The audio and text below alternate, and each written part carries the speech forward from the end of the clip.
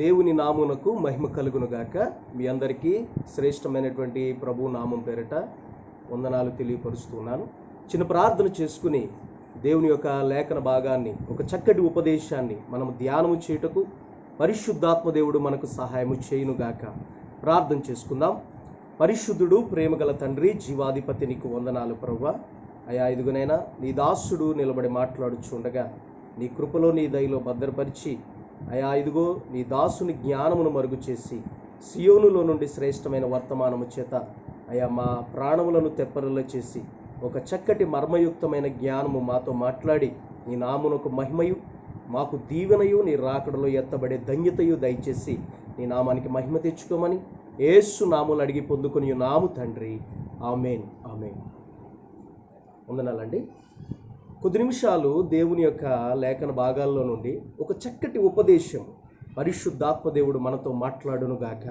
దయచేసి పరిశుద్ధ గ్రంథములో మీరు తీయగలిగినట్లే మొదటి దినవృత్తాంత గ్రంథము 12వ అధ్యాయము 22వ వచనము సహాయము చేసి చదివి సహాయం చేయండి. మొదటి దినవృత్తాంత గ్రంథము 12వ అధ్యాయము 22వ వచనం.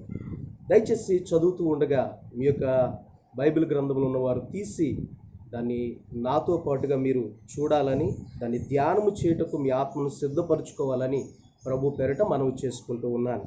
చూడండి, దావీదు దండు దేవుని సైన్యము వలె మహా సైన్యమగునట్లు ప్రతి దినమున అతనికి సహాయము చేయువారు అతని యొద్దకు వచ్చుచుండిరి. ఆమేన్. దేవునికి స్తోత్రము కలుగును గాక. చదవబడినటువంటి ఈ యొక్క లేఖన భాగంలో దావీదు దండు అనగా దావీదుకున్నటువంటి ఒక సైన్యము దేవుని యొక్క మహాసైన్యము వలె మారాలి అంట. దేవునికి స్తోత్రము కలుగును గాక. ఇది ఎవరి ప్రణాళిక అంటే దేవాది దేవుని యొక్క ప్రణాళిక. ఏంటంటే దావీదుకున్నటువంటి ఆ సైన్యం ఏదైతే ఉన్నదో, అంటే ఒక మానవ రూపంలో ఉన్నటువంటి దావీదు, నిమిత్త మాత్రుడైనటువంటి దావీదు, ఈ లోక సంబంధమైనటువంటి రాజుగా పిలువబడినటువంటి ఒక దావీదు యొక్క సైన్యం ఏదైతే ఉన్నదో, ఆ సైన్యము దేవుని యొక్క మహాసైన్యముగా, అంటే దేవుని సైన్యముతో సమానమైన సైన్యముగా అది కూడా తీర్చిదిద్దబడాలని, ఆశీర్వదించబడాలని దేవుని యొక్క ఆత్మ దావీదు యొక్క సైన్యము పక్షముగా లేదా దావీదు పక్షముగా ఒక ప్రణాళిక, ఒక చిత్తమును కలిగి ఉన్నట్లుగా మనం ఇక్కడ వాక్య భాగాన్ని తెలియపరుస్తున్నాం. ఒక మాట ధ్యానము చేస్తే, పరిశుద్ధ గ్రంథములో పాత నిబంధన కాలం అంతట్లో కూడా సైన్యములకు అధిపతియగు యెహోవా సెలవిచ్చినది ఏమనగా అనేటటువంటి ఒక ఉచ్చారణ ద్వారా దేవాది దేవుడైనటువంటి ఆ యొక్క ప్రభు ఇక భక్తులకి కానీ, తనను వెంబడించుచున్న వారికి కానీ అనేక మందికి ఆయన ఎలా కనుపరుచుకున్నాడంటే, సైన్యములకు అధిపతియగు యెహోవా అనేటటువంటి మాట ద్వారా వారితో మాట్లాడుతూ ఉన్నాడు. దయచేసి ఆలోచన చేస్తే, ఒక సైన్యము కాదు, సైన్యములకు అధిపతియగు యెహోవా. ఇప్పుడు దావీదు యొక్క సైన్యాన్ని యెహోవా దగ్గర ఉన్నటువంటి సైన్యములకు సమానమైనటువంటి సైన్యముగా తీర్చిదిద్దాలన్నది దేవుని యొక్క ప్రణాళిక. ఇప్పుడు గమనిస్తే బైబిల్ గ్రంథంలో ఇప్పుడు అక్కడ అంటున్నాడు, సైన్యములకు అధిపతియగు యెహోవా. అధిపతి అనేటటువంటి మాటకు అర్థం ఏంటంటే, అధిపతి అనేటటువంటి మాటకు ఒక చక్కటి ఉచ్చారణ మనం ఎట్లా పలకాలి అంటే, ఆ నిర్గమకాండం 22వ అధ్యాయము 28వ వచనంలో అంటది, నీవు దేవునిని నిందింపకూడదు. ఆ దేవుని అనేటటువంటి పైన 3 అనేటటువంటి ఒక ఫుట్ మార్క్ వేసి కింద రాయబడి ఉంది న్యాయాధిపతి. హల్లెలూయా. దయచేసి గమనిస్తే, ఇప్పుడు సైన్యములకు అధిపతి అంటే, లేదా అధిపతి, న్యాయాధిపతి అంటే అర్థం ఏంటంటే దేవుడు అని అర్థం. ఇప్పుడు సైన్యములకు దేవుడైనటువంటి యెహోవా సెలవిచ్చినది ఏమనగా, దావీదు సైన్యము కూడా యెహోవా సైన్యములాగా, దేవుని సైన్యములాగా, సైన్యములకు అధిపతియగు దేవుని సైన్యములాగా మారాలన్నది దేవుని యొక్క ఉద్దేశం. దేవునికి స్తోత్రము కలుగునుగాక. దయచేసి గమనిస్తే, దావీదు ఈ లోకములో ఒక చక్రవర్తిగా ఉన్నప్పటికీ కూడా దావీదు వాక్యానుసారంగా, ఆత్మానుసారంగా మనం ధ్యానం చేసినప్పుడు దావీదు ఖచ్చితంగా యేసుక్రీస్తుకు సాదృశ్యంగా అక్కడ కనిపిస్తూ ఉన్నాడు. దావీదుకున్నటువంటి సైన్యం ఏదైతే ఉన్నదో అది ఒక దేవుని యొక్క సంఘముగా, లేదా క్రొత్త నిబంధన సంఘముగా, క్రీస్తుని యొక్క సంఘముగా, ప్రభువును తన స్వరక్తమిచ్చి కొన్నటువంటి సంఘముగా, లేదా ప్రభువు తన ప్రాణమును పెట్టి వెలపెట్టి కొన్నటువంటి నూతన వధువైనటువంటి క్రొత్త నిబంధన సంఘమునకు అది సాదృశ్యంగా అక్కడికి మనకు కనబడతా ఉంది. ఇప్పుడు ఈ సంఘమును దేవుడు తన సైన్యముతో సమానముగా చేయాలనేటువంటి ఉద్దేశాన్ని కలిగి ఉన్నాడు. ఇప్పుడు ఈ ఉద్దేశాన్ని మనము తెలుసుకునే ముందు, అయితే ఇప్పుడు ఒక సైన్యము బలపరచబడాలంటే చదివినటువంటి వాక్య భాగంలో ఏం చెప్తున్నాడంటే, దావీదు దండు దేవుని యొక్క మహాసైన్యముగా మార్చబడాలని ప్రతిదినము అనేక మంది వచ్చి దావీదు సైన్యములో చేరుతూ ఉన్నారంట. హల్లెలూయా. ఇప్పుడు ప్రతిదినము అనేక మంది వచ్చి దావీదు సైన్యములో చేరడం అనేది అది దేవుని యొక్క ప్రణాళిక. అలా చేరుస్తూ వాళ్ళని ఒక కృపచేత నింపబడి, ఒక శక్తితో నింపి వారి దేవుని యొక్క సైన్యముగా మార్చాలన్నదే దేవుని యొక్క ప్రణాళిక. దేవుని నామునకు మహిమ కలుగునుగాక. దేవుని యొక్క అభిషేకముతో నేను ఈ మాటలు తెలియపరుస్తున్నాను. ఇప్పుడు గమనిస్తే, దావీదు దేవుని సైన్యముగా తన సైన్యాన్ని మార్చుకోవడానికి ప్రయత్నం చేస్తూ ఉన్నాడు. ఈ ప్రయత్నం చేసే క్రమంలో అసలు దేవుని సైన్యం ఏంటో మనకు తెలియాలి. ఇప్పుడు మీరు నాలాగా మారాలని నేను చెప్పినప్పుడు ముందు నేను ఏంటో మీకు తెలియాలి. ఇప్పుడు దేవుడు ఏం చెప్తున్నాడు? దావీదు, నీ సైన్యము నా సైన్యముగా, దేవుని యొక్క మహాసైన్యముగా మార్చబడాలి. అలా మార్చబడాలంటే ముందు దేవుని యొక్క మహాసైన్యము గురించి మనకు తెలియాలి. దేవుని యొక్క మహాసైన్యములో ఉన్నటువంటి గుణగణాలు తెలియాలా? దేవుని యొక్క మహాసైన్యములో ఉన్నటువంటి ప్రత్యేకతలు తెలియాలా? దేవుని యొక్క మహాసైన్యములో ఉన్నటువంటి ఒక రోషం ఏదైతే ఉన్నదో, ప్రత్యేకత లేదంటే ఉందో, ప్రత్యక్షతలు ఏవైతే ఉన్నాయో, ఏవైతే కలిగి ఉన్నాయో అవి కలిగి ఉండాలని దేవుని వాక్యం హెచ్చరిక చేస్తా ఉన్నది. హల్లెలూయా. దేవుని నామానికి మహిమ కలుగును గాక. అయితే దేవుడు ఈ దినం కొరకు సిద్ధపరిచినటువంటి లేఖన భాగంలో నేను బైబిల్ గ్రంథంలో దేవుని యొక్క మహాసైన్యముల గురించి కొన్ని సందర్భాల్లో ప్రస్తావించడం జరిగింది. అయితే మొదట దేవుని యొక్క సైన్యం ఏంటో మనం తెలుసుకున్నప్పుడు, అప్పుడు దావీదు సైన్యాన్ని దేవుని సైన్యంగా ఆయన ఎలా మార్చాలనుకుంటున్నాడో ఆ ప్రణాళిక అనేది మనకు తెలుస్తుంది. మొదటగా దేవుని సైన్యం ఎలాగుందో తెలుసుకోవాలి. తదుపరి ఇలాగూ దావీదు సైన్యాన్ని దేవుడు మారుస్తాడని తెలుసుకోవాలి. అంటే ముందు దేవుని సైన్యం ఎలాగుందో తెలుసుకోవాలి, తర్వాత దావీదు సైన్యం ఎలాగుందో తెలుసుకోవాలి. ఇలాగున్న దావీదు సైన్యము దేవుని సైన్యంలాగా ఎలా మారుస్తాడో తెలుసుకోవాలి. మొదటగా దేవుని సైన్యము గురించి కొన్ని మాటలు తెలుసుకుందాం. దేవుని నామానికి మహిమ కలుగును గాక. చూస్తే నేను కొన్ని సందర్భాలు జ్ఞాపం చేస్తాను. ఏంటంటే, పరిశుద్ధ గ్రంథంలో దేవుని సైన్యమును గురించి, లేదా పరిశుద్ధ దేవుని మహాసైన్యమును గురించి కొన్ని సందర్భాలు అక్కడ రాయబడ్డాయి. మచ్చుకి మొదటి ఉదాహరణగా ఒక సందర్భాన్ని నేను మీకు జ్ఞాపకం చేస్తాను. చూడండి, ఆదికాండము 28వ అధ్యాయం 12వ వచనాన్ని ఒకసారి ధ్యానము చేస్తే, ఆదికాండము 28:12.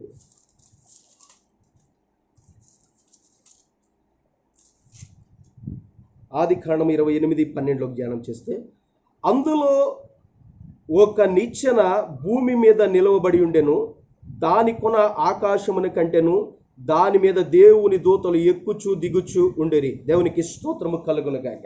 హల్లెలూయా. ఈ సందర్భాన్ని అనేక మందికి జ్ఞాపకం ఉన్నటువంటి సందర్భమే.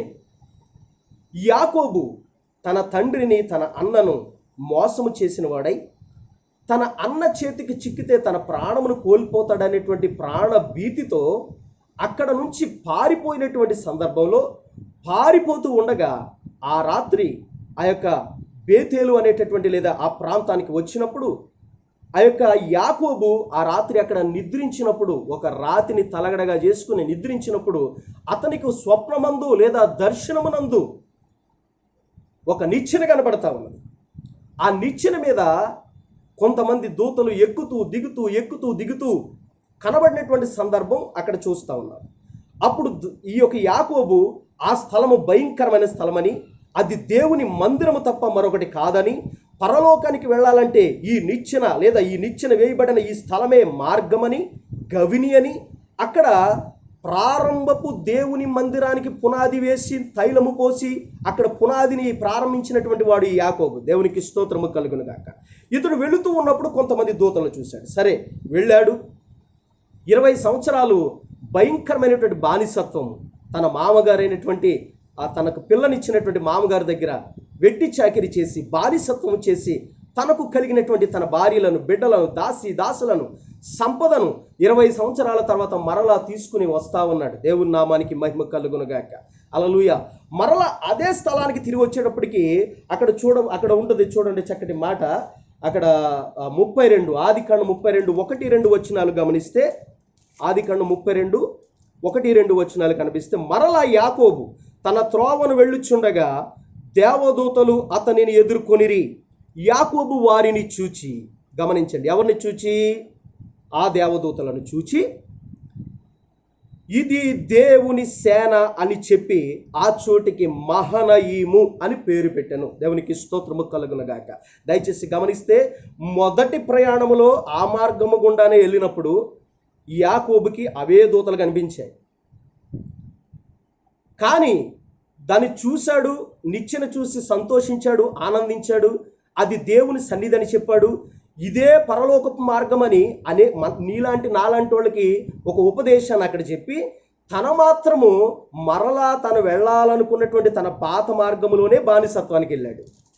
తిరిగి మరలా వస్తున్నప్పుడు అప్పుడు ఇన్ని సంవత్సరాల బానిసత్వం అయిన తర్వాత, ఇన్ని సంవత్సరాలు తనకున్నటువంటి ఆ యొక్క శక్తినంతని కోల్పోయిన తర్వాత, ఇదిగో తన మామగారి చేత మోసము చేయబడిన తర్వాత మరలా తిరిగి వస్తూ అదే ప్రాంతానికి వచ్చినప్పుడు అక్కడ ఏం కనిపిస్తూ ఉన్నదంటే, మరలా 2 గుంపుల దూతలు అక్కడ కనపడుతూ ఉన్నాయంట. దేవునికి స్తోత్రము కలుగునుగాక. మొదటిసారి కనిపించారు దూతలు. అక్కడ 2 గుంపులు కనిపించారు. ఒక గుంపు ఎక్కేవాళ్ళు, ఒక గుంపు దిగేవారు. వాళ్ళ దూతలు అనుకున్నాడే తప్ప ఇది దేవుని సైన్యము అనేటటువంటి ప్రత్యక్షత, ఇది దేవుని సైన్యం అనేటటువంటి ఒక ఆత్మీయ జ్ఞానము ఈ యాకోబుకి లేదు. ఎందుకంటే తన సొంత మార్గములో మాత్రమే వెళ్ళాలని నిర్ణయించుకున్నాడు. తన సొంత మార్గములో వెళ్ళేటటువంటి ఆ ప్రయాణంలో దేవుని దూతలు కనిపించిన, దేవుని సైన్యము కనిపించిన, వాటిని గ్రహించుకుని అవి చూపించినటువంటి ఆ నిచ్చెన ఎక్కడానికి ప్రయత్నం చేయలేదు యాకోబు. తిరిగి వచ్చేటప్పుడు తనకున్న సమస్తాన్ని కోల్పోయిన తర్వాత, ఇంకా ఏమాత్రం సుఖ సంతోషాలు లేవు, అప్పుడు ప్రాణభయంతోనే వెళ్ళాడు. ఇప్పుడు వచ్చేటప్పుడు కూడా తన అన్నగారు ఎక్కడ చంపుతాడనే ప్రాణభయంతోనే వస్తూ ఉన్నాడు. అలాంటి యాకోబుకి ఇప్పుడు అక్కడ ఏం కనిపిస్తున్నాయి అంటే, దూతలు కనపడుతూ ఉన్నాయి. ఇప్పుడు అతనికి కనపడుతూ ఉంది, ఇది దేవుని సేన. దేవుని నామానికి మహిమ కలుగునుగా. ఇది దేవుని సేన. సేన అనగా సైన్యము, మహాసైన్యము. దేవుని సైన్యము వేరు, మహాసైన్యము. ఇది దేవుని సేన. ఆ దూతలను చూసి యాకోబు చెప్తున్నాడు, ఇది దేవుని సేన అని. ఆ ప్రాంతానికి ఏం పేరు పెట్టాడంటే మహనయీము అని పేరు పెట్టాడు. మహనయీము అనగా 2 సేనలు. 2 సేనలు లేదా దేవుని యొక్క సైన్యము అక్కడ యాకోబుకు కనిపించినట్లుగా మొట్టమొదటి దేవుని సైన్యము గురించి ఈ ఆది కాండములో ఇక్కడ ప్రస్తావించబడింది. అంటే దేవునికి మొట్టమొదటిగా గమనించుకుంటే, దేవుని యొక్క దూతలు, ఆయన దగ్గర ఉన్నటువంటి కోట్ల దూతలు దేవునికి సైన్యములుగా ఉన్నాయని మనకి ఇక్కడ అర్థమవుతూ ఉన్నది. మొట్టమొదటి సందర్భము దేవుని సైన్యము, దేవుని మహాసైన్యము అంటే అది దూతల చేత నింపబడినటువంటి సైన్యము, దూతలతో సమూహము అనేటటువంటి సైన్యం అని దేవుని వాక్యం సెలవిస్తూ ఉన్నది. హల్లెలూయా. అందుకనే ఇక హిజ్కియా రాజు దినాలలో హిజ్కియా ప్రార్థన చేసినప్పుడు అష్షూరీయులు ఆ హిజ్కియా యొక్క సైన్యాన్ని లేదా హిజ్కియా యొక్క సామ్రాజ్యాన్ని వారు చెరపట్టాలని ఎంతో ప్రయత్నం చేసినప్పుడు హిజ్కియా ప్రార్థన చేయగానే ఆకాశం నుండి ఒక దూత దిగి వచ్చినప్పుడు 185,000 మందిని ఖడ్గము చేత పట్టుకొని ఒక్కొక్కరిని నరుక్కుంటూ వెళ్ళిపోయి 185,000 మందిని ఒకే దూత చంపినట్లుగా అక్కడ కనబడుతుంది. దేవునికి స్తోత్రము కలుగునుగాక. ఇప్పుడు వాక్యాన్ని ధ్యానము చేస్తే ఇప్పుడు దేవుని ఉద్దేశం ఏంటంటే దావీదు సైన్యాన్ని దేవుని యొక్క మహాసైన్యంగా మార్చాలి. అంటే దేవుని యొక్క మహాసైన్యములో దూతలు ఉన్నారు. దేవుని యొక్క మహాసైన్యములో పరాక్రమశాలులైనటువంటి 185,000 మందిని ఒకే దూత సంహరించగలిగినటువంటి ఆ యొక్క బలాఢ్యులైనటువంటి దూతలు ఉన్నారు. ఇప్పుడు దావీదు సైన్యాన్ని ఆ విధంగా తయారు చేయాలన్నది దేవుని యొక్క ఉద్దేశం. హల్లెలూయా. ఇది మొదటి సందర్భం. ఇంకా విస్తరించి మాట్లాడడానికి అనేకమైనటువంటి సందర్భాలు దాని గురించి ఉన్నాయి, కానీ నేను క్లుప్తంగా మీతో మాట్లాడడానికి దేవుని ఆత్మ నన్ను ప్రేరేపిస్తున్నది. దేవుని నామానికి మహిమ కలుగును గాక. దయచేసి గమనిస్తే, దేవుడు ఆ యాకోబుని రెండోసారి మరలా తన అన్నగారి దగ్గరికి తోడుకుని వస్తున్నప్పుడు ప్రాణభయంతో యాకోబు ఏం చేశాడంటే తనకున్న సమస్తాన్ని 2 గుంపులుగా విడదీశాడు. ఇదిగో చూస్తే మీరు ఆదికాండం 32:10లో ఒక చక్కటి మాట ఉంటుంది. ఇదిగో ఇప్పుడు 11వ వచనం, ఇప్పుడు 10వ వచనంలోనే చివరి మాటలో, ఇప్పుడు నేను 2 గుంపులైతిని. ప్రాణభయంతో ఒక గుంపును ముందు పంపిస్తా ఉన్నాడు, ఒక గుంపుతో తనతో పాటు వస్తూ ఉన్నాడు.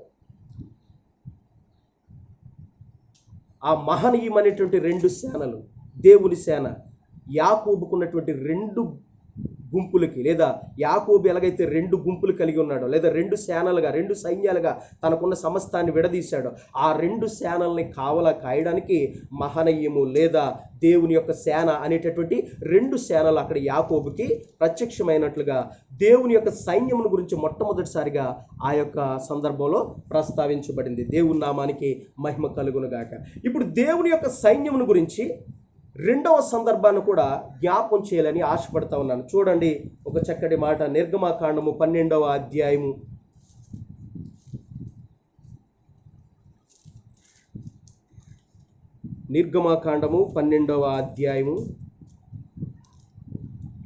41వ వచనాన్ని శ్రద్ధగా ధ్యానం చేస్తే,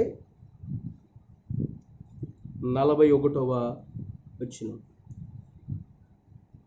ఆ 430 సంవత్సరములు గడిచిన తరువాత జరిగినది ఏమనగా, ఆ దినమందే యెహోవా సేనలన్నీయు ఐగుప్తు దేశములో నుండి బయలుదేరిపోయెను. దేవుని నామునకు మహిమ కలుగును గాక. యాకోబు సంతతి వారైనటువంటి ఇశ్రాయేలు సంతతి అయినప్పటికీ ఇశ్రాయేలీలందరూ కూడా ఆ ఐగుప్తు దేశంలో బానిసత్వం చేసినట్లుగా మనకందరికీ తెలిసినటువంటి సందర్భమే. ఆ యొక్క ఐగుప్తు దేశంలో 430 సంవత్సరాలు బానిసత్వం చేసిన తర్వాత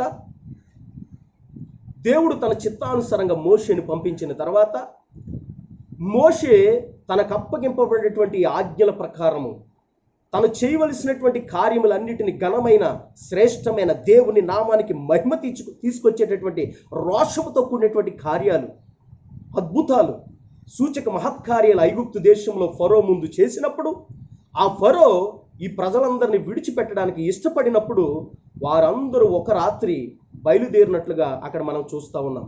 అప్పుడు వారిని ఉద్దేశించి చెప్పబడుతున్నటువంటి మాట, ఎవరు?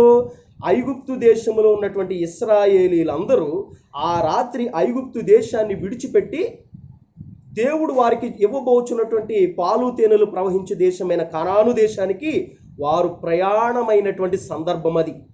ఆ ప్రయాణాన్ని పురస్కరించుకుని, ఆ ప్రయాణాన్ని జ్ఞాపకం చేసుకుంటూ ఇక్కడ ఏమి రాస్తూ ఉన్నాడంటే పరిశుద్ధాత్మ దేవుడు ఒక చక్కటి దివ్యమైనటువంటి మాట, ఆ 430 సంవత్సరాలు గడిచిన తర్వాత జరిగింది ఏంటంటే, ఆ దినమందే యెహోవా సేనలన్నీయు ఐగుప్తు దేశము నుండి బయలుదేరి వెళ్ళెను. దేవుని నామానికి మహిమ కలుగును గాక.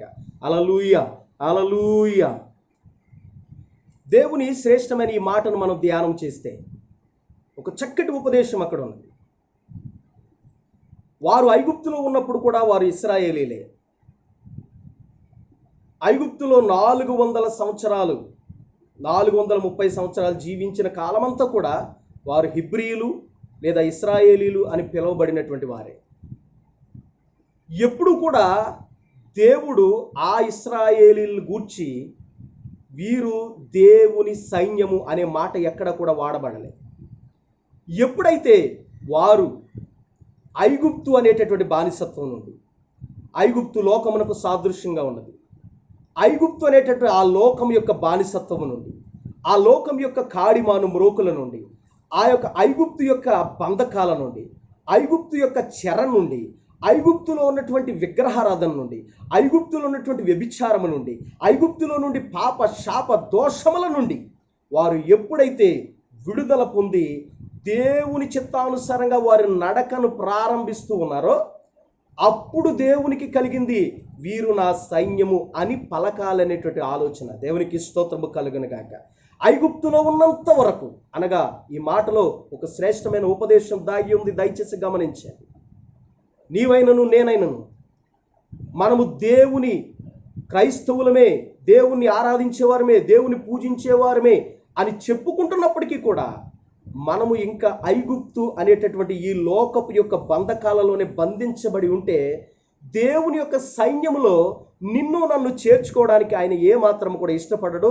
ఈమె నా సైన్యము, ఇతడు నా సైన్యము, ఈ సేవకుడు నా సేవకుడు, లేదా నా సైన్యములో ఉన్నటువంటి ఒక న్యాయాధిపతి, నా సైన్యములో ఉన్నటువంటి ఒక శతాధిపతి అని చెప్పడానికి ఏమాత్రం కూడా ఇష్టపడడు.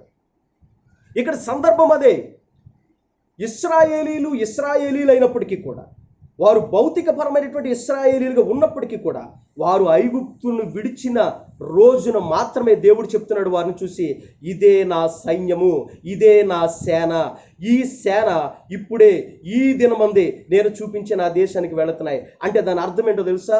ఒక్కసారి నీవు బాప్తిసం పొందిన తర్వాత, మారు మనసు పొందిన తర్వాత, రక్షణ అనుభవంలోకి వచ్చిన వెంటనే నీవు క్రైస్తవుడిగా మార్చబడవు. ఎప్పుడైతే దేవునికి విరోధమైనటువంటి ఐగుప్తు అనుభవాలన్నిటినీ కూడా నీవు విడిచిపెట్టగలిగి, దేవుడు చూపించేటటువంటి మార్గమును, దేవుడు చూపించిన మార్గమును మోషే తీసుకుని ఉన్నాడు. మోషే నడిపిస్తున్న మార్గంలో తన ఇశ్రాయేలు జనాంగమంతా నడుస్తూ ఉన్నది. వారికి ఒక న్యాయాధిపతి ఉన్నాడు, వారికి ఒక అధికారి ఉన్నాడు. ఆ అధికారి న్యాయాధిపతి అయిన దేవుని, సైన్యములకు అధిపతి అయిన దేవుని మాట ప్రకారం జరిగిస్తూ ఉన్నాడు. అనగా మోషే అక్కడ సేవకుడిగా కనిపిస్తూ ఉన్నాడు, ఇశ్రాయేలీలు అక్కడ దేవుని సంఘముగా కనిపిస్తూ ఉన్నది.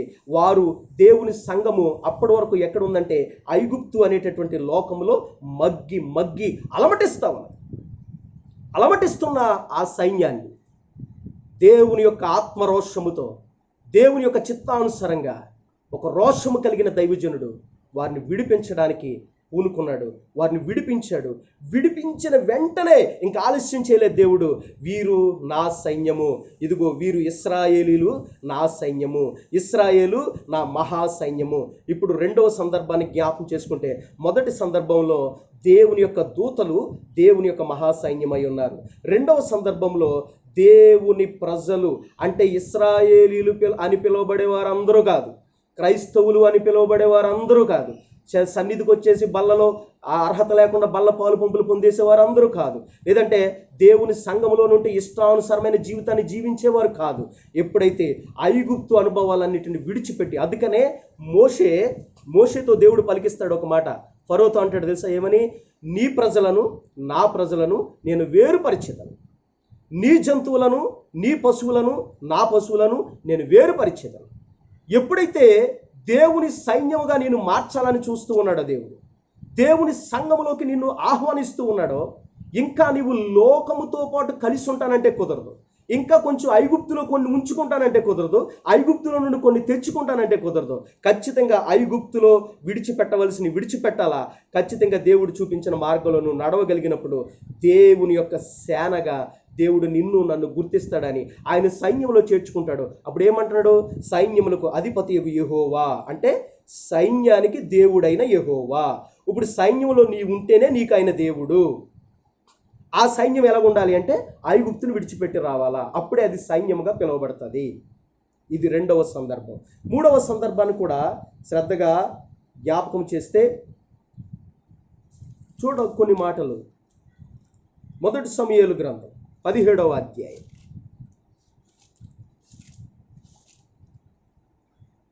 మొదటి సమూయేలు గ్రంథం 17వ అధ్యాయము 26వ వచనాన్ని చదివి సహాయం చేయండి. మొదటి సమూయేలు 17:26. దావీదు పలుకుతూ ఉన్నాడు ఈ మాట: జీవము గల దేవుని సైన్యములను తిరస్కరించుటకు ఈ సున్నతి లేని ఫిలిష్తీయుడు ఎంతటి వాడు. దేవుని నామానికి మహిమ కలుగును గాక. హల్లెలూయా. ఇక్కడ ఒక సైన్యం గురించి ప్రస్తావించబడతా ఉంది. ఆది కాండంలో మొదట ఒక దేవదూతలు అనేటువంటి సైన్యం గురించి ప్రస్తావించబడతా ఉంది. ఐగుప్తును విడిచిపెట్టేటప్పుడు తన ప్రజలైన ఇశ్రాయేలీల గురించి వీరి దేవుని సేనలు అని ప్రస్తావించబడతా ఉంది. తర్వాత మూడవదిగా ఇక్కడ చూస్తే జీవము గల దేవుని సైన్యము అని ఒక సైన్యం గురించి ప్రస్తావిస్తూ రాస్తా ఉన్నాడు. ఇక్కడ ఎవరా సైన్యము అంటే సౌలు యొక్క సైన్యము. హల్లెలూయా. ఇది జీవము కలిగిన సైన్యమే, ఇది కూడా రోషము కలిగిన సైన్యమే, దేవుని యొక్క మహా సైన్యమే. దేవుడు ఈ సైన్యానికి కూడా అధిపతిగానే ఉన్నాడు. అయితే ఈ సైన్యము మీద ఒక చేతకాని వాడిని అధికారిగా నియమించారు. ప్రజలు కోరుకున్నారు ఆ చేతకాని వాడి అధికారిని. వాడు ఎలా అంటాడంటే, తను ఏసీ రూమ్లో కూర్చుని ఆఫర్లు ఇస్తున్నాడు. ఆఫర్లో ఎవడైనా గొలియాతును కొడితే వాడికి నేను నా రాజ్యాన్ని రాసిస్తాను, నా కూతురునిచ్చి పెళ్లి చేస్తాను, అర్ధరాజ్యం ఇస్తాను. వీడి తాతగడిదేంటి రాజ్యం వీడిచ్చేయడానికి? రాజ్యం ఇవ్వాలంటే దేవుని వలనే సాధ్యం. అప్పటికే నువ్వు ఎట్లాంటి పనులు చేస్తున్నావని అప్పటికే దావీదును దేవుడు కనుగొన్నాడు. నేను యెష్షయి కుమారుని కనుగొన్నాను. ఎలాంటి జీవము కలిగినటువంటి సైన్యం అది, కానీ ఎవరిని చూసి జడుస్తూ ఉంది. హల్లెలూయా. దయచేసి గమనిస్తే అక్కడ ఇంకో చోట రాయబడి ఉంటుంది, చక్కటి మాట. నాకు 1 సమూయేలు 17:11 ఒక మాట రాయబడి ఉంటుంది. చూస్తే, సౌలును ఇశ్రాయేలీలందరూ ఆ ఫిలిష్తీయుని మాటలు వినినప్పుడు బహుభీతులైరి. ఎవరంటండి? ఇశ్రాయేలీలు మాత్రమే కాదు, ఆ ఇశ్రాయేలీని నడిపించవలసిన నాయకుడు సేవకుడు అనేవాడు కూడా బహుభీతుడే. అంటే ఎవరిని చూసి? ఫిలిష్తీయుని చూసి. దేవుని నామానికి మహిమ కలుగును గాక. ఫిలిష్తీయుని చూసి బహుభీతులయ్యారు. కానీ వీళ్ళకి పేరేంటో తెలుసా? జీవము కలిగిన దేవుని సైన్యం. ఈనాడు చాలా సంఘాలకు సాదృశ్యమైనటువంటి మాట ఇది. వారు జీవము కలిగినటువంటి దేవుని సైన్యం, ఆత్మవరములతో నింపబడినటువంటి దేవుని సైన్యం, పరిశుద్ధాత్మ అభిషేకంతో రగులుతున్నటువంటి దేవుని సైన్యం. కానీ ఎదుట ఒక్కడ కనపడితే, ఒక్క సమస్య కనపడితే డేలాబడిపోయేటటువంటి సైన్యం. అంతేకాదు తన రాజు కూడా. సామెతల గ్రంథంలో అందుకే రాజు తన సైన్యమునకు ముందు నడుచు రాజు. రాజు సైన్యమునకు ముందు నడవక, వీడు సైన్యానికి ముందు లేక, సైన్యంలోనూ ఉండక, సైన్యం వెనకాల ఉండక, తన అంతఃపురంలో కూర్చుని ఆఫర్లు ఇస్తూ ఉన్నాడు. ఎవరు? ఈనాడు దేవుని యొక్క సంఘము అలాంటి వారి చేతిలోకి ఆ సైన్యమే కోరుకుంటున్నారు, సంఘము కోరుకుంటున్నారు. అందుకే తిమోతి పత్రిక అన్నాడు, ప్రజలు హితబోధను సహింపక దురద చెవులు కలిగిన వారై తమకు అనుకూలమైనటువంటి సేవకులను తమ కొరకు వారే పోగు చేసుకుంటున్నారు, కల్పనా కథలు వింటున్నారంట. కథలు విషయం లేనప్పుడే కథలు చెప్తారు, అంతే కదండి. వీడు ఏడవలైపోతున్నాడు కాబట్టి ఆఫర్లు ఇస్తున్నాడు. ఎవడన్నా వెళ్ళి చంపితే, రాజే చంపలేనప్పుడు సైన్యం ఎలా ముందుకెళ్ళుద్ది? రాజుకే అభిషేకం లేదు, రాజుకే పరిశుద్ధాత్మ అభిషేకం లేదు, సేవకుడికే లేదు రోషం, సేవకుడికే లేదు అభిషేకం, సేవకుడే సాతాను మీదకి ముందుకు దూకాలనేటువంటి రోషం లేదు. అసలు సైన్యంలో ఉన్నవాడు భయపడడం ఏంటి? రీసెంట్గా మనం విన్నటువంటి సందర్భాలు, సంతోష్ బాబు గారు అనేటువంటి ఒక సైనికుడు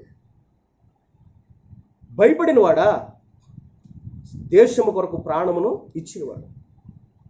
సేవకుడు భయపడేవాడా? సంఘము కొరకు ప్రాణమును ఇవ్వగలగాలి. అది సేవకుడు చూపించేటటువంటి మాదిరి.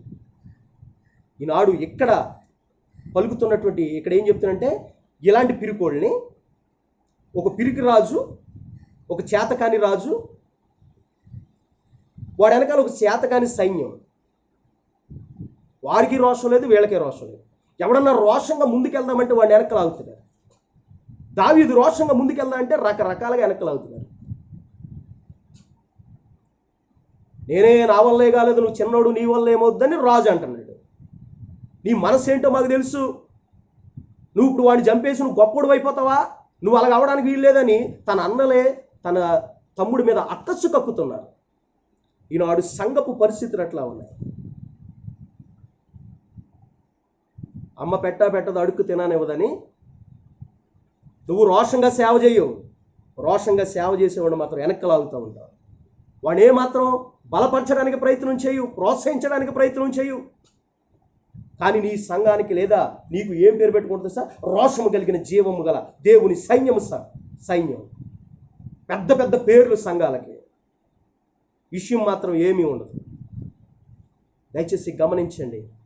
అంత చిన్నవాడు తన సైన్యమును చూసి, వాడి యొక్క కండలు చూసి, వాడి యొక్క ఎత్తును చూసి, వాడికి ఉన్నటువంటి డాలును చూసి, ఈటను చూసి భయపడేదేం సైన్యం? దయచేసి గమనిస్తే దావీదు ఆ గొలియాతు మీద వెళ్తూ ఉన్నాడు. ముందు గొలియాతు ఉన్నాడు, తన పక్కన దేవుడు ఉన్నాడు. దావీదు గొలియాతును చూస్తే దేవుడు కనపడ్డాడు, పక్కన ఉన్న దేవుడు. దేవుని చూస్తే ఎదుట ఉన్నటువంటి గొలియాతు కనపడ్డాడు. దావీదు దేవుణ్ణే చూశాడు. జీవము గల దేవుని తిరస్కరించుటకు ఆ రోషం ఉంది అసలు నీకు? దేవుని నామం ఎంత నవ్వులు పాలవుతుందో నీ వల్ల. బోర్డులు పెట్టుకుని విషయం లేకుండా దేవుని నామాన్ని ఎంత కించపరుస్తున్నావు, దేవుని నామాన్ని ఎంత అవమానపరుస్తున్నావు. అన్యజనులు పెట్టిరేగిపోయి, మత ఛాందస్వాదులు పెట్టిరేగిపోయి మాట్లాడుటకు నీవు కదా కారణం. ప్రియ సేవకుడా, ప్రియ దేవుని సంగమా, దయచేసి ఆలోచన చేయండి. జీవము కలిగిన దేవుని సైన్యమని వాళ్ళు పేరు పెట్టుకున్నారు, కానీ ఆ జీవం వాళ్ళలో లేదు, ఆ చేవ లేదు, ఆ సత్తా లేదు, ఆ దమ్ము లేదు వాళ్ళ. దాన్ని నడిపించేవాడు కూడా దమ్ము లేదు. ఒక సామాన్యుడికి వచ్చిన రోషం, ఒక సాధారణమైన విశ్వాసికి వచ్చిన రోషం. ఆ ఎలుగుబంటిలో, ఆ సింహంలో ఎలాగ అయిపోయినాయో అలాంటి వాటిలో ఆడు ఒకడు అయిపోతాడు అంతే. అసలు ఆడికి అంత సీన్ లేదు. ఎందుకు? వాళ్ళందరూ ఏం చూస్తున్నారంటే గొలియాతులో ఉన్నటువంటి ప్లస్ పాయింట్లు చూస్తున్నారు. ఏంటి? వాడు హైట్ ఉన్నాడు, మంచి కండలు తిరిగి ఉన్నాడు, పెద్ద ఖడ్గం ఉంది, ఎక్కడ వాడిని కొట్టడానికి అవకాశం లేకుండా పైనుంచి కిందకి కవర్ చేయబడి షీల్డ్తో ఉన్నాడు. అది కనపడతా ఉన్నాయి వీళ్ళకి. కానీ దావీదు ఏమన్నాడు తెలుసా? వాడికి సున్నత లేదంటాడు. దేవునికి స్తోత్రం కలిగిన వాడికి ఏం లేదండి, సున్నత లేదు. అవన్నీ ఉంటే ఎందుకు సున్నత లేదు వాడికి? సున్నతి దేవుని బిడ్డగా మార్చేటటువంటి ప్రక్రియ. ఈనాడు మనకు బాప్తిస్మమునకు సాదృశ్యం. వాడికి ఎన్ని ఉంటాయి ఏంటి? వాడికి సున్నత లేదు. ఈ సున్నత లేని ఫిలిష్తీయుడు, అంతేనా? ఈ ఖడ్గం లేని ఫిలిష్తీయుడు అన్నాడా? ఈ రోషం లేని ఫిలిష్తీయుడు అన్నాడా? ఈ బలం లేని ఫిలిష్తీయుడు అన్నాడా? ఒకే మాట అన్నాడు దావీదు, ఈ సున్నత లేని ఫిలిష్తీయుడు. యాపాటివాడు, ఆడికి లేనిది అది. నాకున్న బలమే అది. దేవునికి స్తోత్రం కలుగునుగా. నాకున్న బలం అది, ఆడి బలహీనత అది. ఆడికి సున్నత లేదు, సున్నత లేదు. వాడు దేవునికి విరోధి, ఆడు అపవాది. ఆడు అపవాదికి దేవుని బిడ్డ జడవడం ఏంటి? సైన్యంలో ఉన్నవాడు జడవడం ఏంటి? రోషముతో ముందుకు దూకి అక్కడ ఆ సైన్యం అంతటికి ఒక గొప్ప విజయాన్ని తెచ్చి 10,000 స్తోత్రాలకు పాత్రుడైనటువంటి దావీదు, దేవుని నామానికి మహిమ కలుగును గాక. ఇది 3వ సందర్భం. దేవుని యొక్క సంఘాలు దేవుని యొక్క సైన్యములుగా, రోషము కలిగినవిగా, ఎంతో విశిష్టత లేదా ఎంతో చరిత్ర, ఎంతో గొప్ప గొప్ప ఔన్నత్యాలు చూపించుకుంటూ కనబడుతున్నప్పటికీ కూడా సమస్యలు వచ్చినప్పుడు ఎదుర్కోలేని పరిస్థితి, కృంగిపోయే పరిస్థితి, నోరు తెరిచి అడ్డగోలుగా వాగేవాడికి సమాధానం చెప్పలేని పరిస్థితి. అలాంటి సేవలు, అలాంటి సత్తాలైనటువంటి సైన్యములకు దేవుడు అధిపతిగా ఉండడని పరిశుద్ధాత్మ ద్వారా హెచ్చరిక చేస్తూ ఉన్నాడు. సైన్యములకు అధిపతి యెహోవా అంటే సైన్యమునకు తండ్రి అయిన లేదా దేవుడైన యెహోవా. నీవు ఉన్న సంఘానికి లేదా నీవు ఉన్న సంఘం అనే సైన్యానికి అధిపతిగా దేవుడుగా ఆయన ఉండాలంటే సున్నతి లేని వాడిని చూసి నువ్వు జడవలసిన పని లేదు. అక్కడ దావీదు ఏమంటున్నాడు తెలుసా? ఈ దినాన్ని నిన్ను నేను నీ తల నరికి వేతున్నాను. ఏంటంత ధైర్యం? ఇతని చేతిలో ఉన్నదేమో ఒడిసెలా, రాళ్ళు పట్టుకుని ఉన్నాడా? నీ తల నరికేస్తానంటున్నాడు. ఇది ఎలా సాధ్యమవుద్ది? వీళ్ళందరూ అనుకుంటారు వీడు ఎవరే, నువ్వు కుక్కను అనుకుంటా వెంటనే ఆడంటున్నాడు. వీళ్ళందరూ వీడి వల్ల ఏమవుతుందని వీళ్ళు అనుకుంటున్నారు. ఒక రోషం కలిగి ముందుకెళ్ళేవాడిని ఎవరో ప్రోత్సహించరు. అడ్డగోలు వ్యవహారాలు వాడి వెనకాల జరిగిస్తూ ఉంటారు. కృంగదీసే మాటలు మాట్లాడుతూ ఉంటారు. సిగ్గు తెచ్చుకుని, బుద్ధి తెచ్చుకొని అభిషేకంతో ముందుకు వెళ్ళే వాళ్ళకి ప్రోత్సహించినప్పుడు దేవుని సైన్యానికి విజయం కలుగుతుందని, ఆ సైన్యంలో నీవున్నప్పుడు ఆ యొక్క సైన్యమునకు అధిపతిగా దేవుడు ఉంటాడని, అది దేవుని సైన్యము, జీవము కలిగిన దేవుని సైన్యమని, జీవము కలిగిన దేవుని సంఘమని పిలువబడుతుందని ఈ మాటలు నేను తెలియపరుస్తూ ఉన్నాను. దేవుని నామానికి మహిమ కలుగును గాక. ఇది 3వ సందర్భం. దయచేసి గమనిస్తే 4వ సందర్భాన్ని కూడా శ్రద్ధగా ఆలోచన చేద్దాం. కొద్ది మాటలు నాతో ఓపికతో వింటున్న మీ అందరికీ కూడా ప్రత్యేకమైనటువంటి వందనాలు. దయచేసి వినండి. చూడండి, యెహెజ్కేలు గ్రంథం 37వ అధ్యాయం.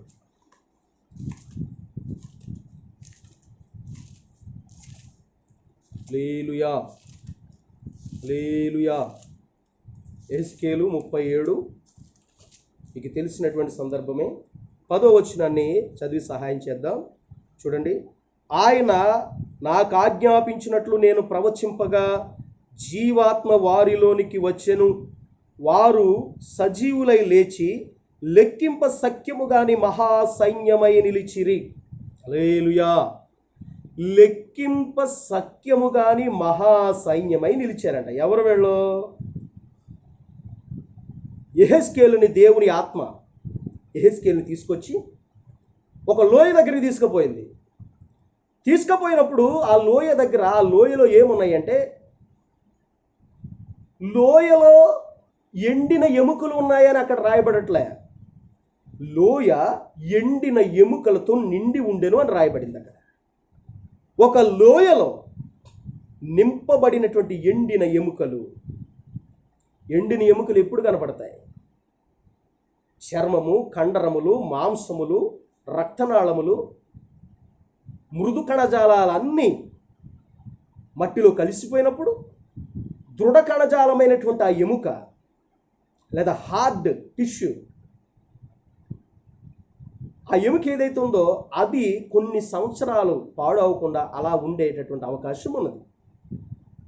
ఇప్పుడు ఈ లోయలో చూస్తే ఆ లోయ అంతా కూడా ఎండిపోయినటువంటి ఎముకలతో నింపబడి ఉన్నదంట. అయితే దేవుని ఆత్మ, దేవుని స్వరము, సైన్యములకు అధిపతి యెహోవా యొక్క స్వరము ఆ దైవజనుడికి ప్రత్యక్షమై ఆ దైవజనుడితో మాట్లాడుతూ ఉంది.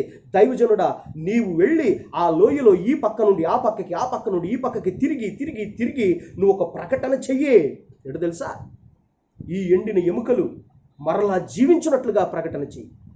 ప్రవచించు. ఒక ప్రవచనం ఎత్తి మాట్లాడు. ఈనాడు ప్రవచనం ఎత్తి మాట్లాడే ప్రవక్తలు ఉన్నారు. బుద్ధి జ్ఞానం లేని ప్రవచనాలు.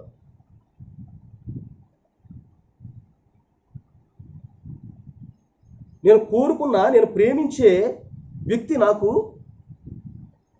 భర్తగా వస్తాడా లేదా? ఇది ప్రవచనం.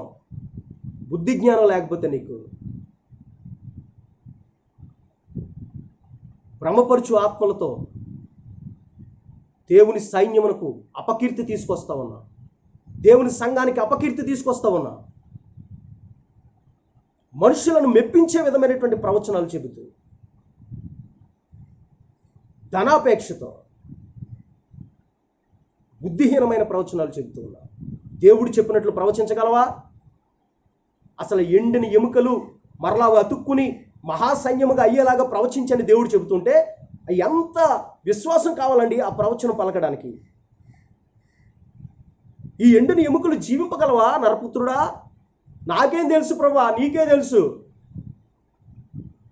కానీ ఈరోజు ప్రవక్తలకు అన్నీ వాళ్ళకే తెలుసు. దేవుని వాక్యం సెలవిస్తూ ఉంది. ఓ ప్రవక్త, శ్రద్ధగా విను. దొంగ ప్రవక్త, నీకేం తెలుసు?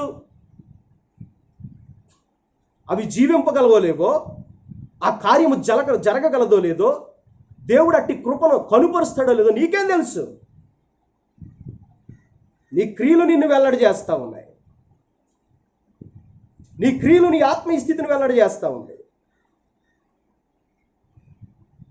యెహెజ్కేలు అంటున్నాడు, అంత గొప్ప మహాప్రవక్త, అయ్యా నాకేం తెలుసు అయ్యా, నువ్వు ఎలా చెప్తే అలా చేస్తాను. ఆ ఎముకలు మరలా బ్రతకడం అంటే అది బ్రతుకుతుందో లేదో నాకేం తెలుసు, నీకే తెలియాలి అంటే నువ్వే చేయాలి అది. అప్పుడు ప్రభు చెప్తున్నాడు, నువ్వు ప్రవచించు, ఆ ఎముకలన్నీ మరలా జీవించినట్లుగా ప్రకటించి. అప్పుడు ఆయన ప్రకటన చేస్తున్నాడు, ప్రవచనం చెప్తూనే ఉన్నాడు. ఓ ఎండిన ఎముకలారా, మీరందరూ కూడా జీవాత్మను పొందుకొని మీరు ఒక గొప్ప సైన్యముగా మార్చబడినట్లుగా, ఇదిగో ఓ జీవాత్మ, ఇదిగో నలు దిక్కల నుండి వచ్చుతున్నటువంటి జీవాత్మ, నీవు ఇప్పుడే వీరిని కమ్ముకొందువు గాక, ఈ వీరిని ఆవరించుదువు గాక అని ఒక గొప్ప అభిషేకంతో కూడినటువంటి ప్రవచనము చెప్పగానే రాబా షాందారాలాతియాస్య కిలోమా షికోందారి దియాస్య బాబా రిబోనో మో షికోతి అందరావాష ఒక బలమైన జీవాత్మ వారి మీదకి దిగి వచ్చింది. వారంట లెక్కింపు సఖ్యము కాని మహాసైన్యము. దేవుని నామానికి మహిమ కలుగును గాక. దేవుని యొక్క సైన్యమును గురించి ప్రస్తావించినప్పుడు అది 4వ సందర్భంగా మనం మాట్లాడుతూ ఉన్నాం. ఇక్కడ ఎండిన ఎముకలు దేవుని యొక్క మహాసైన్యముగా మార్చబడ్డాయంట. అవి ఎలా?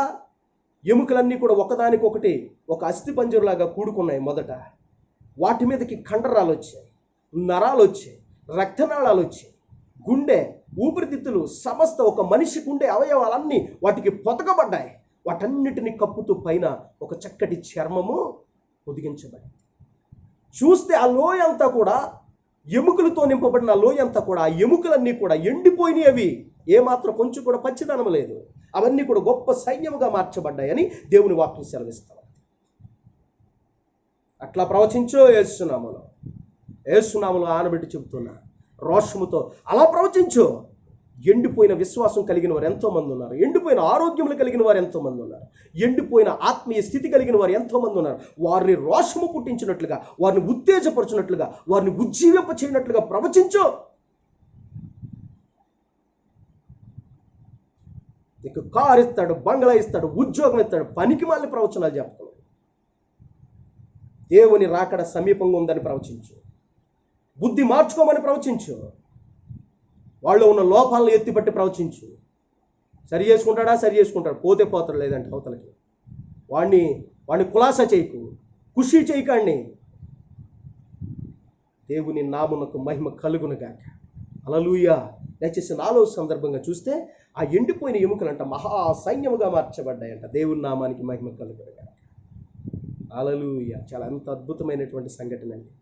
ఎవరు ఎండిపోయిన ఎముకలని తర్వాత తీరా ఆరాధిస్తే ఇశ్రాయేలీయుల ప్రజల గురించే మళ్ళీ ఆ మాట సందర్భం చెప్పబడింది. వారు ఇశ్రాయేలీయులు, వారు ఎండిపోయినటువంటి ఎముకలుగా వారు ప్రపంచమంతా చెదరగొట్టబడ్డారు. ఎందుకు చెదరగొట్టబడ్డారో తెలుసా? పరిశుద్ధుని యొక్క రక్తాపరాధము వారి తలల మీద ఉన్నది. వారి అవిధేయతలు వారి తలల మీద ఉన్నాయి. వారి తిరుగుబాటు క్రియలు వారి తలల మీద ఉన్నాయి. వారి పాపపు క్రియలు, శాపపు క్రియలు వారి జీవితాల మీద, వారి బిడ్డల మీద ఏలుబడి చేస్తూ ఉన్నాయి. అందుకని మీరు గమనిస్తే ఇశ్రాయేలు ప్రజలు పడినన్ని కష్టాలు, నిందలు, అవమానాలు, బానిసత్వం ప్రపంచంలో ఏ దేశ జనాభా కూడా పడలేదు. చరిత్ర చూసుకొని కావాలంటే ఇశ్రాయేలు ప్రజలకి సుఖమైన జీవితము లేదు, ఎప్పటికీ లేదు. ఆ టైటస్ చక్రవర్తి కాలంలో 3వ శతాబ్దంలో ప్రపంచమంతా చెదరగొట్టబడ్డారు. యేసుక్రీస్తు యొక్క రక్తాపరాధం వారి తలల మీద ఉంది. పిలాతు చెప్తూ ఉన్నాడు, ఈయన మీ రాజు, ఈయన నేను చంపను, నేను సిలువేయలేను, ఈయన ఏం చేయాలి అంటే సిలువేయాలి. అయ్యో సిలువేస్తే ఎట్లా? మీ రాజుని చంపుకుంటారా? మీ రాజుని ఇలా చేసుకుంటారా? ఇది కరెక్ట్ కాదు కదా. తన భార్య దగ్గర నుంచి వచ్చిన వర్తమానం పిలాతు. తన భార్య చెప్తుంది, ఆ పరిశుద్ధుడి జోలికి నువ్వు పోమాకు, ఆ రక్తాపరాధం నీ మీద వేసుకోవద్దు అని చెప్పగానే తన భార్య మాటకు లోబడిన వాడే పిలాతు, ఈ యొక్క పాపానికి, ఈ యొక్క అపరాధానికి నాకే సంబంధం లేదని తన చేతులు కడుక్కున్నట్లుగా మనం పరిశుద్ధ గ్రంథంలో చూస్తాం. అప్పుడు వాళ్ళు అంటున్నారు, ఆ రక్తాపరాధము, ఆ శాపము, ఆ పాపము ఏదైతే ఉందో అది మా పిల్లల మీద, మా మీద ఉండునుగాక. ఎంత మూర్ఖులండి. అందుకే వారు ఎండిపోయిన వారుగా కనపడతా ఉన్నారు. ఎంత మూర్ఖ జనాంగము. ఆ రక్తాపరాధము వారిని ప్రపంచ నలుమూలలకి చెదరగొట్ట పరిస్థితి ఏర్పడింది. ఎక్కడ దొరికితే అక్కడ నియంత పాలకులు, హిట్లర్ లాంటి వాళ్ళు ఎంతోమంది నియంత పాలకులు, లక్షల మంది ఇశ్రాయేలీలు, లక్షల మంది యూదుల్ని నిర్దాక్షిణంగా పిట్టలు కాల్చినట్టు కాల్చి చంపేశారు. ఎక్కడికి వెళ్ళినా వారి ప్రాణాలకి నెమ్మది లేదు. ఎండిపోయిన జీవితాల వాళ్ళు, ఎండిపోయిన విశ్వాసం, ఎండిపోయిన ఆత్మీయ స్థితి, తిరుగుబాటు, దేవుని యొక్క పరిశుద్ధుని యొక్క రక్తాపరాధం, ఆత్మనేత్రాలు వాళ్ళకి ఈ రోజుకి తెరవబడలేదు. దయచేసి గమనించండి ప్రియమైన సహోదరి సహోదరు. ఇప్పుడు నెమ్మదిగా ఒక్కొక్కరు ఆ దేశానికి మరలా తిరుగుతున్నారు. వసంత కాలమున అంజూరపు చెట్టు చిగురించిన రీతిగా ఆ దేశానికి ప్రతి ఒక్కరు కూడా ఒక్కొక్కరు మరలా తిరిగి వస్తాను. ఇది రాకడకు సూచనగా ఉన్నది. వారందరూ పరిపూర్ణంగా ఆ దేశానికి తిరిగి వచ్చినప్పుడు దేవుని రాకడ మరింత సమీపం అయిపోయిందని, ఇప్పటికే అతి సమీపంగా ఉన్నది, మరింత సమీపం అయిపోయిందని మనకు ఒక సూచనగా ఈ ఇశ్రాయేలీయులు ఎండిపోయినటువంటి వారు ఉన్నారు. వారు మూలుగుచు సణుగుచు ఎండిపోయిన స్థితిలో ఉన్నారు. దేవుని సంఘము వారి విశ్వాసతలో, వారి ఆత్మీయతలో, వారి తిరుగుబాటులో, అన్ని విషయాల్లో కూడా వారు అవిధేయత చూపిన వారే వారు ఎండిపోయినటువంటి సైన్యముగా ఉన్నారు. అలాంటి ఎండిపోయినటువంటి సంఘాలను, ఎండిపోయినటువంటి సైన్యాలను ఈరోజు ప్రవచనమెత్తి మాట్లాడి, ప్రవచనమెత్తి అభిషేకంతో నింపబడి ఒక బలమైన జీవాత్మను, పరిశుద్ధాత్మను అంచె దినములలో దాసుల మీదను, దాసురాండ్ర మీదను, మనుషులందరి మీదను నా ఆత్మను నేను కుమ్మరిస్తానని పలికిన ఆ మాటను ఎత్తిపట్టుకుని ఆ ప్రవచనాత్మ లేదా జీవాత్మ కోసం ప్రార్థన చేసే దైవజనులు లేవాలా? నువ్వు లేవలేకపోతే పడుండలగా.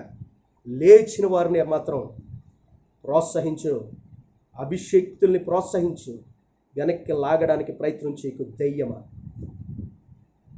యేసు నామములో నీకు ఆనబెట్టి హెచ్చరిక చేస్తాం.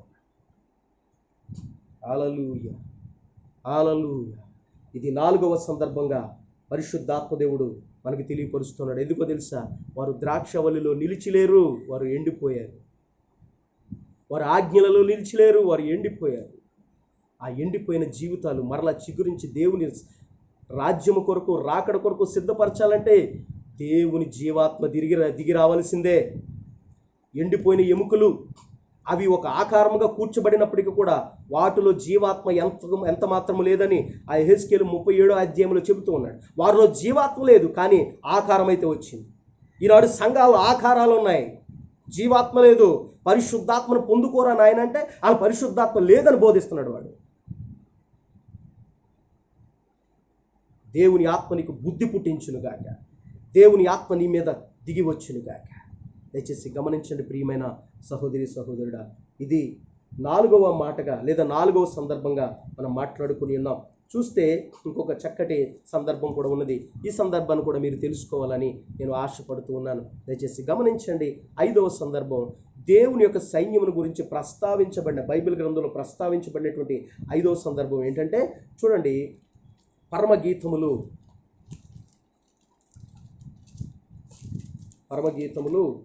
6వ అధ్యాయము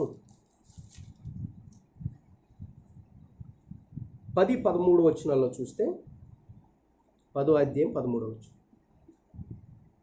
సంధ్యారాగము చూపట్టుచు చంద్రబింబమంత అందము గలదై, సూర్యుని అంత స్వచ్ఛమును కళలను గలదై, వ్యూహిత సైన్య సమభీకర రూపిణియగు ఈమె ఎవరు? దేవుని నామానికి మహిమ కలుగును గాక. ఈ మాట అనేక సందర్భాల్లో తెలవబడినటువంటి మాటే. వ్యూహిత సైన్య సమభీకర, సైన్యము అనేటటువంటి ఒక సైన్యముకున్నటువంటి ఒక భీకరమైనటువంటి ఆ యొక్క వ్యూహము కలిగినటువంటి వ్యూహిత సైన్య సమభీకర, ఒక సైన్యానికి ఉన్నటువంటి ఒక భీకరత్వము కలిగినటువంటి ఈమె ఎవరు అంటే అది షూలమ్మితి అనేటటువంటి ఒక క్రొత్త నిబంధన సంఘానికి ఇక్కడ సాదృశ్యంగా కనబడుతూ ఉన్నది.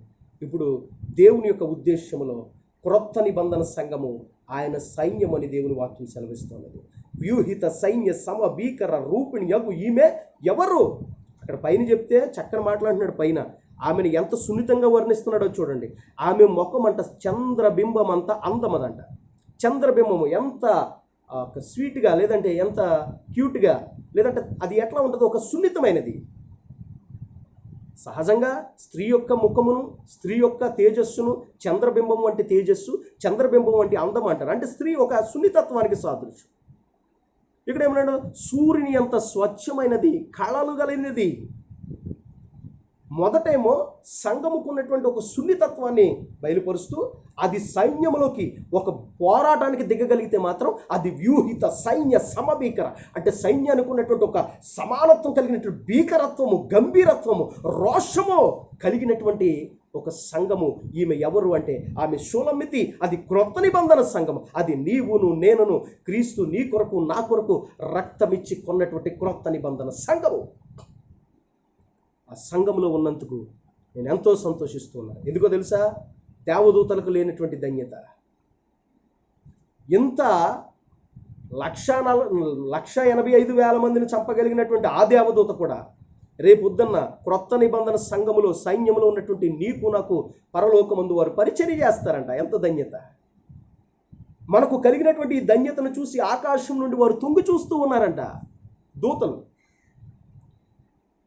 అంత పరిచారకులుగా దేవుని సైన్యంలో ప్రథమ శ్రేణిలో ఉన్నటువంటి దూతలు కూడా చివరి శ్రేణిలో ఉన్నటువంటి ఈ యొక్క షూలమ్మితి లేదా క్రొత్త నిబంధన సంఘములో ఉన్నటువంటి మీకు నాకు వారి పరిచారకులుగా, పరిచర్య చేసేవారుగా, సేవ చేసేవారుగా, మన పనివాళ్ళుగా వారు ఉన్నారని దేవుని వాక్యం హెచ్చరిక. ఎంత ధన్యత అండి మనకి!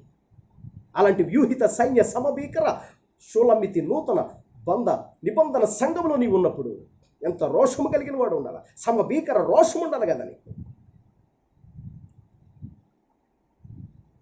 ఈ వ్యూహిత సైన్య సమభీకర రూపిణి అనేటటువంటి క్రొత్త నిబంధన సంఘాన్ని ప్రారంభంలోనే యాకోబుకి దేవుడు కనుపరిచాడు. అది మహనయీము.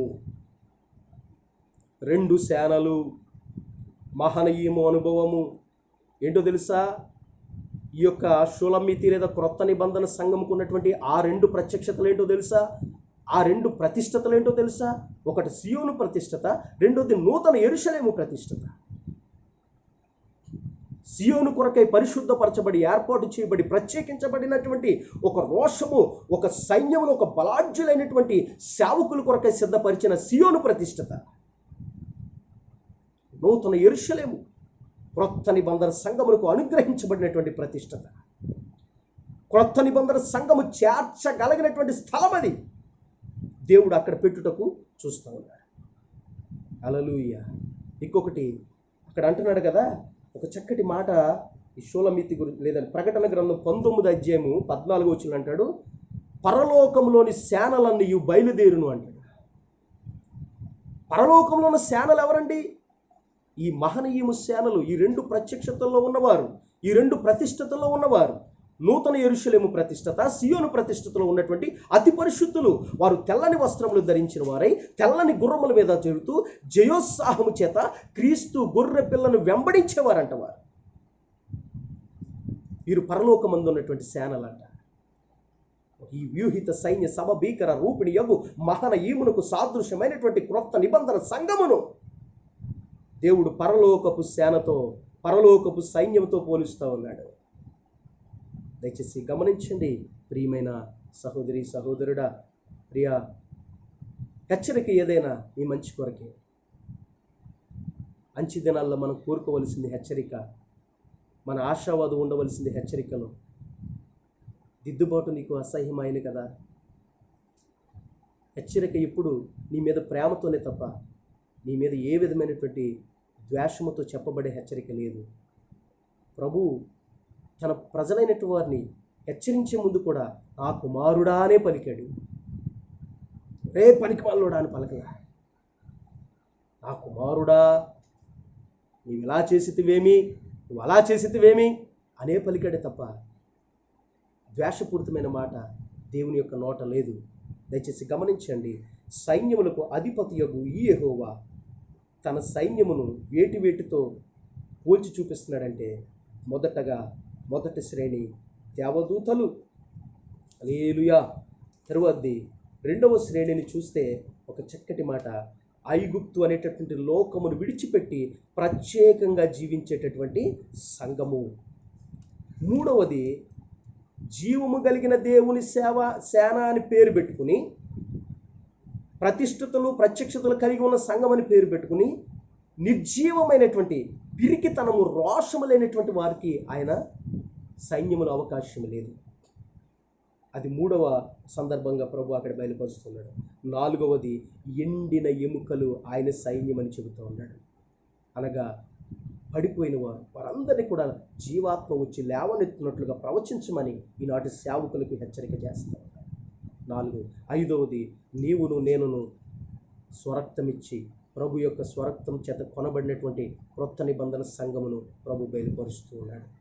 ఈ 5 సందర్భాల్లో తన సైన్యానికి ఉన్నటువంటి ఈ గుణగణాల చేత దావీదు సైన్యానికి కూడా ఇటువంటి గుణగుణాలను ఆయన తర్ఫీదు ఇచ్చి, ట్రైనింగ్ ఇచ్చి, దేవుని యొక్క మహాసైన్యముతో సమానమైన సైన్యముగా దావీదు సైన్యాన్ని కూడా నిలబెట్టడానికి ఆయన సిద్ధపడుతున్నాడు. దావీదు యేసుక్రీస్తుకి సాదృశ్యంగా ఉన్నాడు. దావీదు యొక్క సైన్యము క్రొత్త నిబంధన సంఘానికి సాదృశ్యంగా ఉన్నది. క్రొత్త నిబంధన సంఘానికి దేవుడు, తండ్రి అయినటువంటి దేవుడు తన సైన్యముతో సమానమైనటువంటి లేదా అంతకు మించినటువంటి కృపచేత నింపి ఒక మహాసైన్యంగా మార్చాలని దేవుడు కోరుకుంటూ ఉన్నాడు. ఇంకా ఈ శీర్షికలో ముందుకు వెళ్ళే కొద్దే దావీదు సైన్యము ప్రారంభం మొదలుకొని చివరి వరకు ఎలా వృద్ధి చెందింది, ఏ గుణగణాలు ఉండి, అంటే దేవుని యొక్క సైన్యంలో వేటిని చూసి దావీదు సైన్యం నేర్చుకుంది, దేవుని సైన్యాలుగా మార్చడానికి ఎలాంటి సాధన దావీదు సైన్యం చేసింది అనేటటువంటి ప్రసంగాలు మనం వినడానికి దేవుని ఆత్మ మనకి సహాయం చేయునుగాక. దేవుడి మాటలను మిమ్మలను దీవించి ఆశీర్వదించి ఫలభరితంగా ఆయన రాకడ కొరకై ఎత్తబడునట్లుగా మనలను సిద్ధపరచునుగాక. ఆమేన్. అందరికీ వందనాలు తండ్రి.